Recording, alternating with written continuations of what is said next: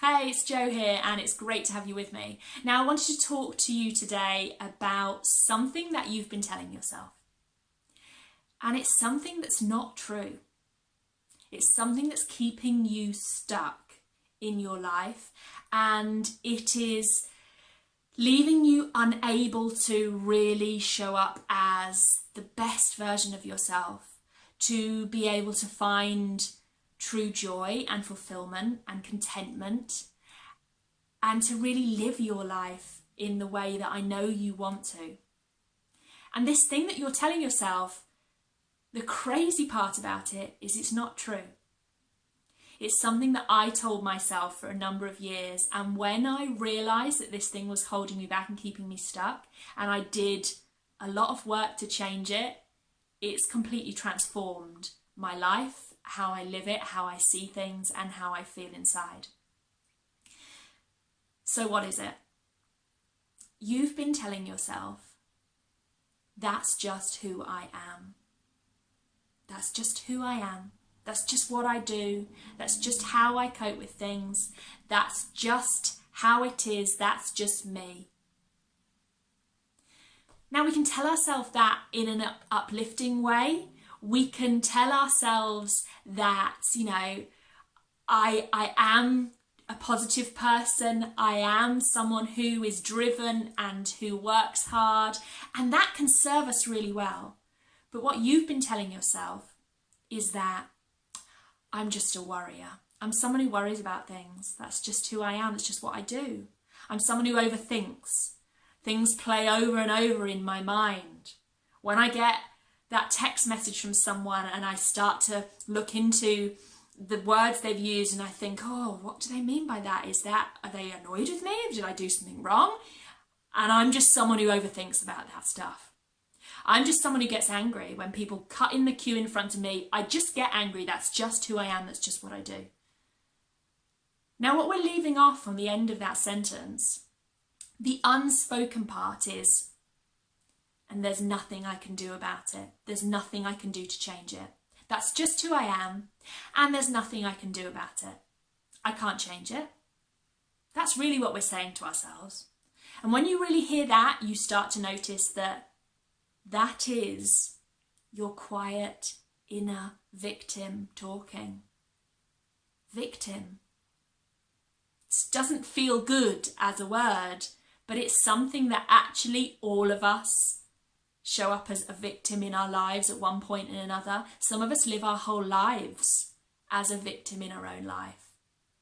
And some of us realise and wake up to the fact that we don't have to be. We don't have to lie down and just accept that this is who we are. Because the key thing is, it's not. It's not who you are. It's a pattern you've got yourself in. You weren't born this way. You were born with an open heart, looking for love, looking for connection, looking for protection and some significance in some way so that you'd be looked after and cared for. These other things came later. They came as programs from the outside world, from voices that we heard, from conversations we listened to, from our parents, from our peers, from society, from the media, from everywhere around us. These different patterns started to develop in us. Sometimes these things just show up as every now and again feelings. Sometimes I feel a bit sad. Sometimes I feel a bit angry. Sometimes I feel a bit worried. And that's fine. But when those feelings start to turn into something that is your go-to, your natural state, that seems to continue and you don't feel like you can do anything about it, you don't feel any autonomy over it, that's when it's turned into a pattern, and that's what's keeping you stuck. But it is just a pattern. And actually, when we realise it's just a pattern, that's a massively powerful thing. That's a really uplifting thing, because it's not who you are. It's just a pattern, and so we can change it. You got into a pattern over time. You can change and reframe a pattern over time.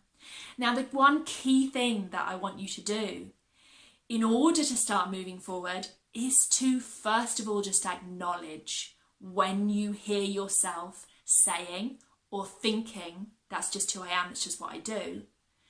Stop and acknowledge the fact, no, that's the biggest cop-out there is. I'm making a massive excuse and it's not true. And I want you out loud to say, it's not who I am, it's just a pattern I've got myself in. Obviously, the next step is, do you want to get out of that pattern? Is that pattern serving you?